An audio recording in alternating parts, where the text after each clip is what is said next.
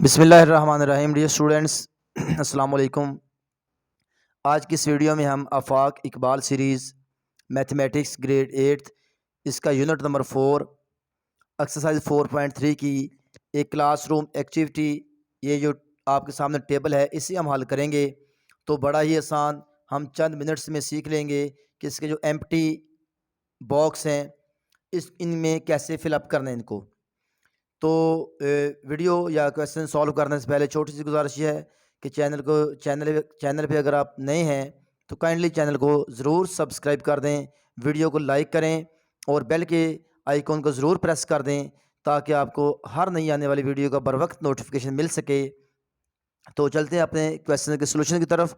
तो ये टेबल जो है, इसको हल करने से पहले कुछ फार्मूलाज हैं जिनका जानना हमारे लिए बहुत ज़रूरी है। तो यहाँ पर पहले हम चीज़ें कुछ डिस्कस कर लेते हैं। यहाँ पर सीपी लिखा हुआ है। सीपी का मतलब होता है कॉस्ट प्राइस। कॉस्ट प्राइस को हम परचेज प्राइस भी कहते हैं। यहाँ पर एसपी लिखा हुआ है। एसपी का मतलब होता है सेल प्राइस। सेल प्राइस का मतलब होता है जो फरोख्त करने वाली कीमत है, और कॉस्ट प्राइस का मतलब होता है जितने की हमने कोई चीज़ खरीदी है। सेल प्राइस का मतलब जो बेच दी है, और कॉस्ट प्राइस का मतलब जो हमने चीज़ खरीदी है। तो हम इसके लिए जो फार्मूला इस्तेमाल होंगे वो देखते हैं।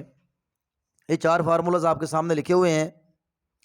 प्रॉफिट मालूम करने का ये फार्मूला है, selling price minus purchase price, या इसको हम सीपी कॉस्ट प्राइस भी लिख लेते हैं।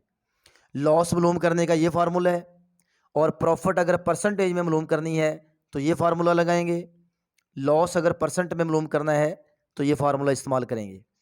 तो चलते हैं हम पहले क्वेश्चन की तरफ। पहले क्वेश्चन में देखते हैं गिवन क्या चीज़ है और हमने फाइंड क्या करना है।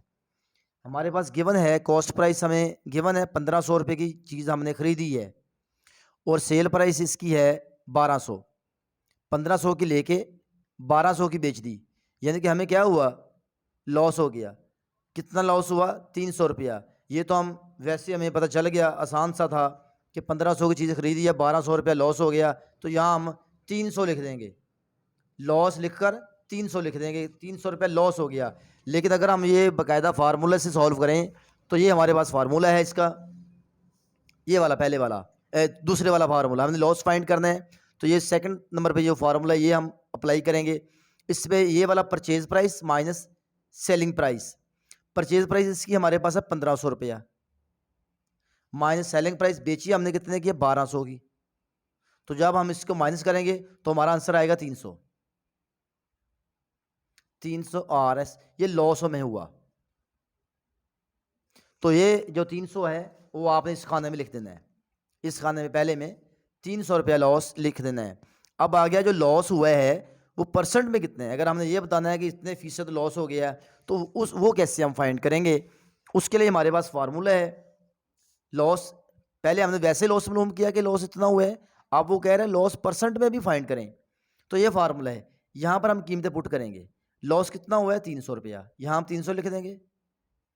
इस फार्मूले में कीमतें लगानी है।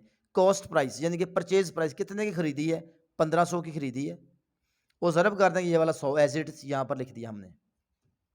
इसको हम सिंप्लीफाई कर देंगे, ये 2 सिफर इन 2 सिफर से कट गए। अब ये 15 पे ये काट दें, 15 एकम 15, 15 2 बार 30, और ये 7 जीरो आ गया, 20 20 आ गया जी। यानी कि लॉस इन परसेंट जो हमारा आया, लॉस इन परसेंट वो आया जी 20%।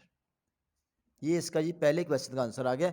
यानी कि इसमें इसके जो तीसरे खाने में ये जो दूसरा और तीसरा, ये पहला दूसरा तीसरा चौथा, ये लॉस वाला, तो यहाँ पर आप लिख देंगे लॉस लॉस 20%। इस तरह ये पहला क्वेश्चन के दोनों खाने हमने हल कर लिए हैं। तो जो ये जो है आपका, ये दूसरा क्वेश्चन जो है कि कोई चीज़ हमने 4000 रुपये की खरीदी है, कॉस्ट प्राइस उसकी 4000 है, और जो सेल प्राइस है वो 4800 रुपये है। 4800 की बेच दी हमने, तो ज़ाहिर बात है सीधा सीधा 800 रुपये इसमें प्रॉफिट हो गया। तो आप यहाँ पर डायरेक्ट 800 भी लिख सकते हैं। अगर आपने फार्मूला लगा के लिखना है तो जैसे हमने पहला क्वेश्चन हल किया है ये वाला, कि यहाँ उसमें लॉस हुआ था पहले क्वेश्चन में, यहाँ पर 800 रुपया प्रॉफिट हुआ है, तो हम प्रॉफिट वाला फार्मूला लगाएंगे जैसे हमने पहले क्वेश्चन में किया। प्रॉफिट वाला फार्मूला हमारे पास सेलिंग प्राइस उसकी है 4800। ये हमारे पास दूसरा क्वेश्चन है, सेलिंग प्राइस 4800 है, और कॉस्ट प्राइस उसकी है 4000, तो प्रॉफिट कितना हुआ 800 रुपया। हम इसको तफरीक करेंगे तो वो हमारे पास जवाब आएगा 800 RS प्रॉफिट हो गया। अब वो कह रहे हैं प्रॉफिट तो है 800, अब इस प्रॉफिट को परसेंट में मालूम करें, परसेंट में मालूम करें। तो ये परसेंट का साइन है, आप यहाँ पर परसेंट लिख भी सकते हैं और ये साइन भी लगा सकते हैं। तो उसके लिए फार्मूला है ए प्रॉफिट, ये वो ऊपर भी लिखा हुआ फार्मूला, ये दोबारा मैं लिख रहा हूँ यहाँ, प्रॉफिट बटा ए कॉस्ट प्राइस CP ज़रब 100। प्रॉफिट कितना हुआ है जी 800 रुपया, परचेज यानी कॉस्ट प्राइस है 1500 सॉरी 4000 और ज़रब ये वाला 100, ये दो सिफर से कट गए, ये एक सिफर इस एक सिफर से कट गया। अब इसको काट दें, 4 2 बार 8 और 4 0 0 20 आ गई, ये 20% प्रॉफिट हुआ जी इसको, ये इसका आंसर आ गया जी। ये क्वेश्चन नंबर 2 था। अब आते हैं जी क्वेश्चन नंबर 3 पे। क्वेश्चन नंबर 3 ज़रा देखें आप, ये मैं बुक पे नहीं हल कर रहा, इस पे मैं नहीं लिख रहा, वो आपने लिख लेना क्योंकि ये स्टूडेंट की बुक है और मैं नहीं चाहता इसमें ये कोई पेंसिल से कोई कटिंग वगैरह या कोई खाने फिल करके क्वेश्चन दोबारा भी हल करने हैं। खैर अब ये चीज़ें हैं। अब यहाँ पर हमें कॉस्ट प्राइस नहीं दी, कॉस्ट प्राइस हमने फाइंड करनी है और प्रॉफिट या लॉस वो फाइंड करना है, ये दो चीज़ें दे दी हैं। अब ज़रा यहाँ पर गौर करें, उसने कहा प्रॉफिट हुआ है, खुद ही लिख दिया है कि प्रॉफिट हुआ है, जो भी चीज़ ली है वो 672 रुपये की बेची है और उसको 112 रुपये बचत हुई है। प्रॉफिट वाला फार्मूला हम लगाएंगे, प्रॉफिट वाला फार्मूला लगा के ये कॉस्ट प्राइस निकाल लेंगे। प्रॉफिट वाला फार्मूला हमारे पास ये रहा, ये ऊपर वाला सबसे पहला फार्मूला जो है ये प्रॉफिट वाला है, ये फार्मूला हम लगाएंगे यहां पर, profit is equal to selling price, ये P का मतलब है प्राइस, पूरा लिख लेते हैं, माइनस कॉस्ट प्राइस। अब बुक देखेंगे, बुक में हमारे पास है सेलिंग प्राइस है 672, ये सेलिंग प्राइस है हमारे पास 672, माइनस कॉस्ट प्राइस हमने मालूम करनी है, वो हमें दी नहीं, प्रॉफिट दिया है 112 रुपये। अब हमने कॉस्ट प्राइस मालूम करनी है, ऐसा करते हैं इसको अलग कर लेते हैं, कॉस्ट प्राइस जो नेगेटिव का है इधर आएगा, इस बराबर के इस साइड पे आएगा, पॉजिटिव का हो जाएगा। ओके जी, अब ये 672 एज इट इज इधर आ गया, ये 112 इधर यहाँ प्लस का है और बराबर किस तरफ आएगा माइनस का हो जाएगा।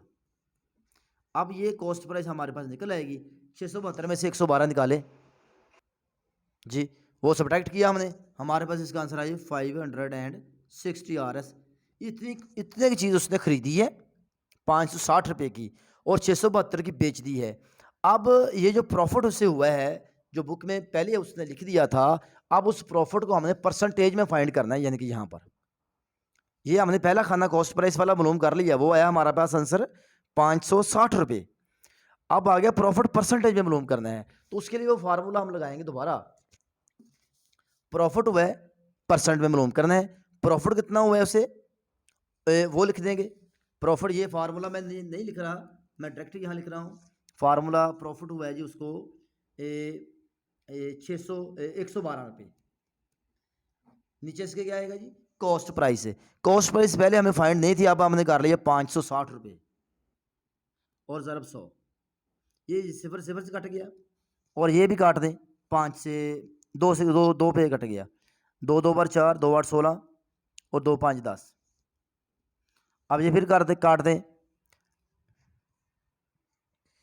जी, ये हमने कुछ सिंप्लीफिकेशन की है, 112 ऊपर था 560 नीचे था और 100 ये फार्मूले वाला 100 आया है, ये वाला जो 100 लिखा हुआ यहाँ पर, ठीक है, ये यहाँ से आया है। ये जब भी आपने हल करना है ये फार्मूला बार बार आपने लिखना है, फार्मूला लिखेंगे एक तो आपको फार्मूला याद हो जाएगा, दूसरे नंबर पे आपकी गलती नहीं होगी कि प्रॉफिट कहाँ लिखना है, कॉस्ट प्राइस कहाँ लिखनी है, 100 कहाँ लिखना है। तो मैं चूँकि कुछ चीज़ें शॉर्ट कर जाता हूँ तो आगे वीडियो ज़्यादा लंबी ना हो जाए और वीडियो को अपलोड करने में और आपके लिए ज़रा आसानी हो जाए।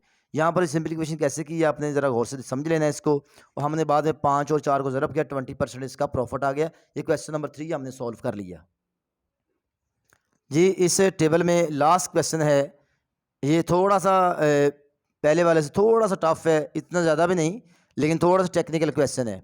इसमें कॉस्ट प्राइस दी है, यानी कि कीमत ख़रीद 2500 रुपया है, सेल प्राइस हमें नहीं पता, प्रॉफिट कितना नहीं पता, लॉस कितना नहीं पता हमें।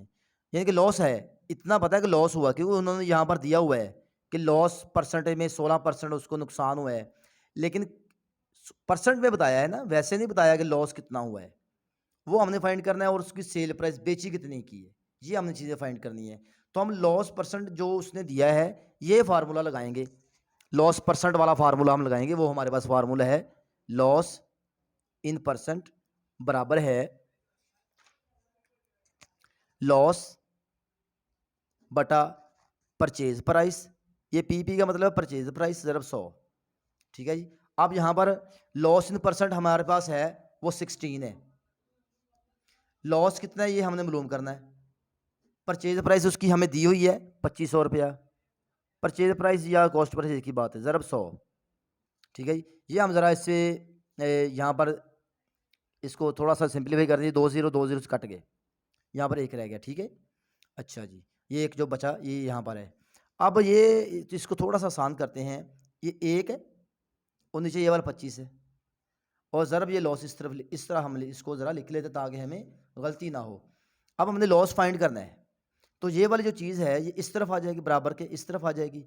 तो जब ये बटे वाली रकम इस तरफ आएगी तो उलट जाएगी, 1/25 है, यहाँ पर 25/1 हो जाएगी, और बराबर लॉस। अब नीचे एक है, उसकी तो वैल्यू कोई नहीं होती। हमने 25 को 16 से ज़रब दी तो जवाब आया हमारे पास 400। यानी कि लॉस जो हुआ वो 400 हुआ। यानी कि इस खाने में जो आएगा हमारा जवाब, इस खाने में लॉस बराबर 400। अब ये जो सेलिंग प्राइस है वो तो मालूम करने बेहद आसान हो गई है। लॉस हमें पता चल गया 400 है, तो हम लॉस वाला फार्मूला लगाएंगे यहाँ पर। लॉस बराबर, लॉस वाला फार्मूला क्या, कैसे मालूम करते हैं लॉस, ये हमारे पास लिखा हुआ है जी। Purchase price minus selling price, purchase price minus selling price. Loss हमें कितना हुआ 400, परचेज प्राइस हमने जी परचेज प्राइस हमारे पास है या कॉस्ट प्राइस है वो 2500 है, और सेलिंग प्राइस जो है वो हमने मालूम करनी है। ठीक है जी। अब क्या करेंगे, सेलिंग प्राइस जो माइनस में है इसको इधर लेके आए, ये बराबर है, बराबर की इस साइड पे लेके आए तो प्लस क्या हो जाएगा, ये 2500 एज इट इज़ यहाँ पर पड़ा हुआ है। ये जो 400 जमा का है इधर आके माइनस का हो गया, इसमें से निकाल दें 2100 बचा। यानी कि सेल प्राइस जो है जो हमें मालूम करनी थी हमने 2100 रुपया, वो हम इस खाने में लिख देंगे। ठीक है जी। 2100 रुपये यहाँ आ जाएगा, 400 यहाँ आ जाएगा, इस तरह ये दोनों खाने पूरे हो जाएंगे। तो ये था हमारे पास classroom activity grade 8 mathematics unit number 4 की। तो मैं उम्मीद करता हूँ कि आपको ये क्वेश्चन जो है वो अच्छे तरीके से समझ आगे होंगे। फिर भी अगर कहीं से कोई मसला हुआ या कोई परेशानी तो आप कमेंट सेक्शन में पूछ सकते हैं। बहुत शुक्रिया, अल्लाह हाफिज़।